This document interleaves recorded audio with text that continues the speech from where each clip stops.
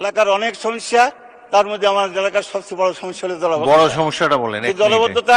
আমি মনে করি আজকে আমার জন্য অভিশাপ, কিন্তু আমাদের সরকার যদি একটি ভালো যুগান্তকারী পদক্ষেপ গ্রহণ করে তাহলে এই জলবদ্ধতা থেকে আমি আশীর্বাদে পরিণত করতে পারি। এই জলবদ্ধতা নিরসন করার জন্য আমাদের নদীগুলো খনন করে যদি আমরা পানি নিষ্কাশনের ব্যবস্থা করি এবং আবার শীত মৌসুমে পানিকে ধারণ করতে পারি, জলধার নির্মাণ করে, অর্থাৎ আমাদের একটা নোয়াখালীতে সুবর্ণচর একটা সেচ প্রকল্প, এই প্রকল্প বাস্তবায়ন করলে যেমনভাবে আমি সারফেস ওয়াটার ম্যানেজমেন্টের মাধ্যমে কৃষিকাজ করতে পারবো, তেমনি ভাবে আমি আমাদের কৃষকদেরকে এই জলবদ্ধতা থেকে রক্ষা করতে পারবো। আমাদের নোয়াখালী সিটি কর্পোরেশন, আমাদের নোয়াখালী বিভাগ, অনেক এই যে নোয়াখালী উনি বলতেছেন তো বিভাগ, যেহেতু সময় নাই সেহেতু এই বিষয়গুলো বিস্তারিত এখন আর আলোচনার কোনো অবকাশ নাই। তবে আপনার মাধ্যমে আমি শুধু এইটুকু বলবো, আমাদের যারা